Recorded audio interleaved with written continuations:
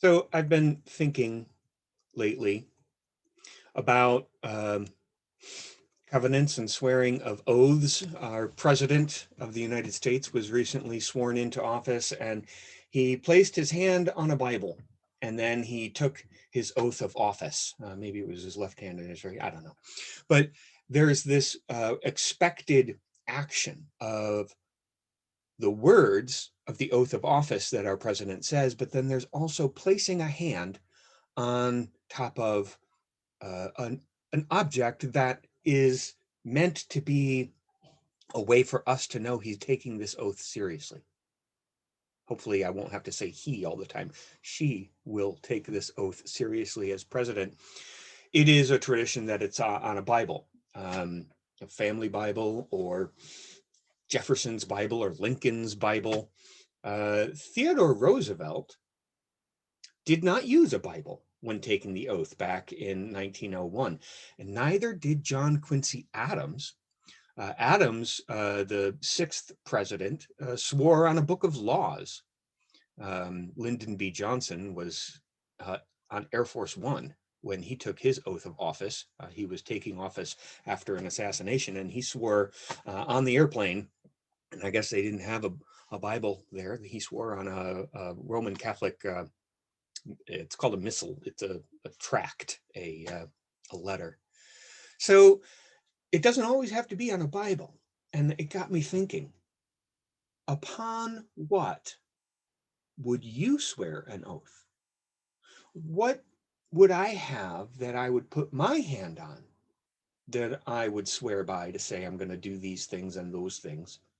What is the guarantor that you will fulfill your promise? For many people, we think of a book, a statement of faith, a document that outlines an ethical call to be in the world in a particular way. So, what would that be for you? We make covenants together. We have a covenant that we uh, do every time in Sunday worship of where we recite these old words from Blake. Love is the spirit of this church, and service is its law. That's the original wording. This is our great covenant, to dwell together in peace, to seek the truth and love, and to help one another. It's interesting, though, when we adopted that covenant liturgically to recite each Sunday, we changed some of the words. It used to say, love is the spirit of this church, and we changed it to say, love is the spirit of this congregation. Why? Well, when we place our hand upon something, we want it to really mean what we mean. And so we changed the word from church to congregation out of a respect for folks in our community who were saying church is not the right word for what we are as a community. And so we used the word congregation. Another change was, and service is its law. And we changed that to service is its life. Why? Why did we do that? Well, it comes as an interesting conversation about what is a law and how is that different from a covenant. So laws are important. I'm not saying when we change that we don't like laws, but a law, when it's broken, it has legal consequences. There's punishments. And that's an important thing for a society to have as a way to be together. Our congregation doesn't use that, though. Our faith doesn't use that. We use covenant instead. When you break a covenant, we have the option of working to restore our relationships, to restore the covenant. There isn't a punitive part of a covenant beyond if it's broken and people choose not to work to restore it, then it's done. But covenants work because we choose for them to work.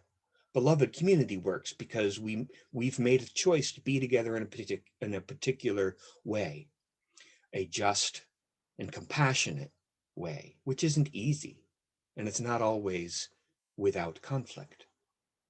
And so when we have in our behavioral covenant a commitment to say, is what I am about to say true, kind, and necessary?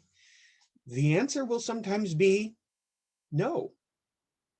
And there may be a valid and serviceable reason to still speak, but it's worth noting that our covenant calls us into a little bit of a messy appreciation of this. It's not a law that can be broken and therefore punishable if it's broken.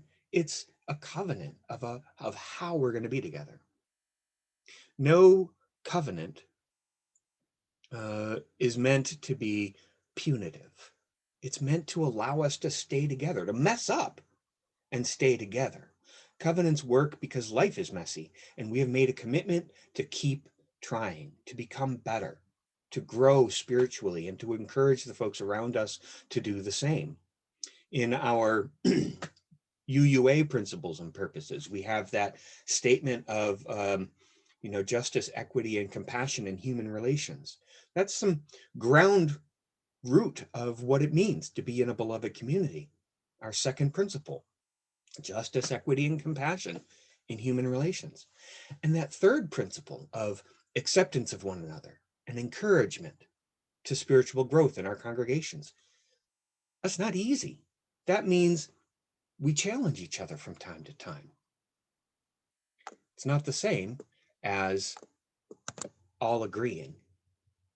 It's not the same as we have a law and somebody has broken it. It's a covenant to wrestle together with differences. But the covenant means we stay together as we do that wrestling.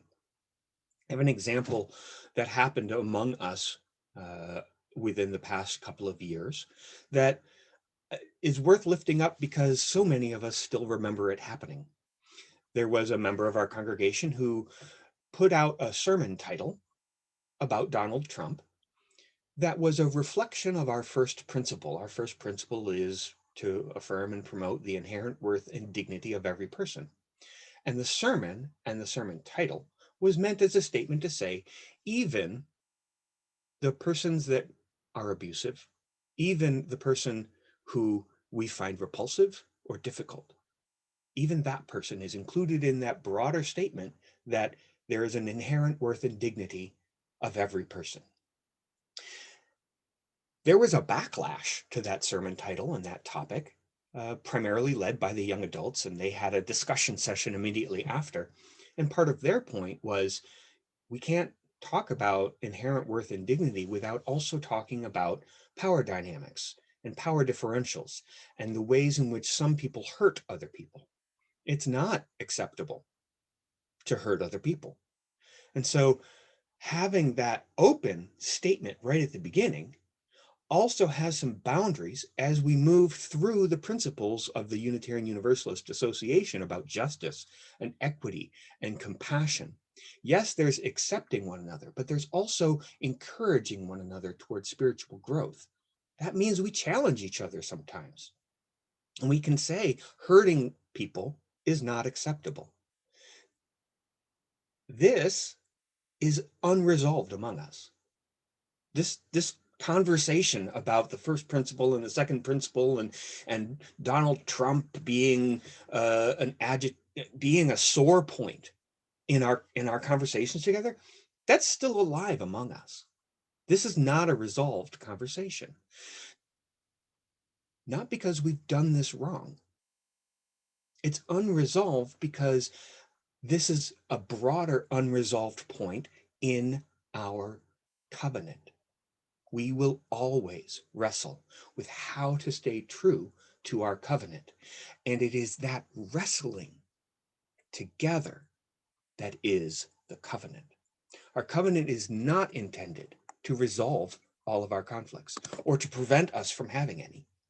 Our covenant is meant to keep us at the table as we work through disagreements and differences. Our covenant is supposed to allow us to have conflict, not hide all of our conflict. It is entirely possible that we will have conflict that will cause harm. And part of our covenant is to challenge each other when that happens and to call one another back into covenant with justice, with equity, and with compassion. It's it's important to have boundaries within that open acceptance. We have, as a statement we read every Sunday morning in the announcements, at the greeting, all are welcome who come in peace. There is a boundary that we set because of our covenant to all stay together through our conflicts and differences. And it's entirely possible that sometimes that won't work. And covenant works because we choose to stay in the conversation. One of our wise colleagues, Reverend Victoria Safford, has said, the goal of beloved community is reconciliation.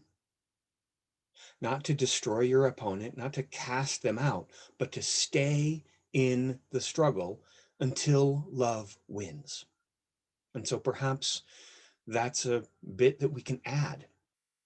Love is the spirit of this congregation, and service is its life. And this is our great covenant, to dwell together in peace, to seek the truth in love, and to help one another, and to stay in the struggle till love wins. In a world without end, may it be so.